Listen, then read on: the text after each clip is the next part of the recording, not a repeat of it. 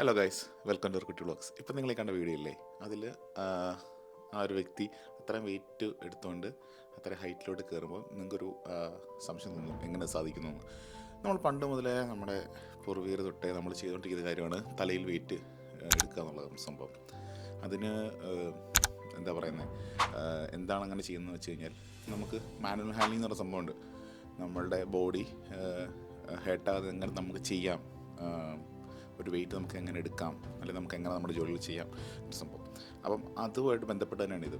നമ്മുടെ തലയിൽ നമ്മൾ വെയിറ്റ് എടുക്കുമ്പോൾ അതിന് കുറച്ച് പ്രധാനപ്പെട്ട പ്ലസ് പോയിൻ്റ് ഉണ്ട്. നമ്മുടെ കയ്യിലെടുക്കുന്നതിനെക്കാട്ടും ഷോൾഡറിൽ എടുക്കുന്നതിനേക്കാളും, ചില ഷോൾഡറിൽ എടുക്കാറുണ്ട്. പക്ഷെ അതൊക്കെ നമുക്ക് ഭയങ്കരമായിട്ട് നമ്മുടെ ലോവർ ബാക്കിനും നമ്മുടെ സ്പൈനിനും ഭയങ്കരമായിട്ട് ഹേർട്ടാവും.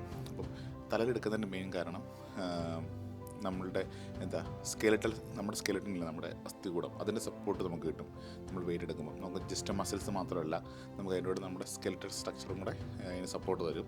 പിന്നെ നമ്മുടെ സെൻറ്റർ ഓഫ് ഗ്രാവിറ്റി, നമുക്ക് എല്ലാത്തിനും ഒരു സെൻറ്റർ ഓഫ് ഗ്രാവിറ്റി ഉണ്ട്, ജീവനുള്ളതിനും ഇല്ലാത്തതിനും. അപ്പം നമുക്ക് മനുഷ്യനുണ്ട് സെൻറ്റർ ഓഫ് ഗ്രാവിറ്റി. അപ്പം നമ്മുടെ സെൻറ്റർ ഓഫ് ഗ്രാവിറ്റി ആയിട്ട് വരും നമ്മുടെ ഹെഡ് പോർഷൻ.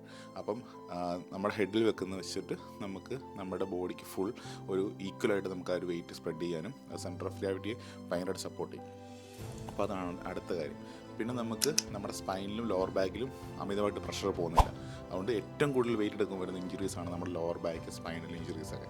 പക്ഷേ അത് നമുക്ക് ഒരു പരിധി വരെ ഒഴിവാക്കാൻ പറ്റും നമ്മൾ ഈ ഹെവി വെയിറ്റ്സ് തലയിലെടുക്കുന്നതിലൂടെ. പക്ഷേ ചിലർക്കത് ഹെഡ് ഏക്കും അങ്ങനെയുള്ള പ്രശ്നങ്ങൾ ചിലർക്ക് ഉണ്ടാകുന്നുണ്ട്. അത് പേഴ്സൺ ടു പേഴ്സൺ ഡിഫർ ചെയ്തുകൊണ്ടിരിക്കും. പക്ഷേ പണ്ട് മുതലേ നമ്മൾ കണ്ടുവരുന്ന സംഭവമാണ് അധികമായിട്ടുള്ള വെയിറ്റുകളുണ്ടെങ്കിൽ അത് തലയിലെടുക്കുക എന്നുള്ളത്.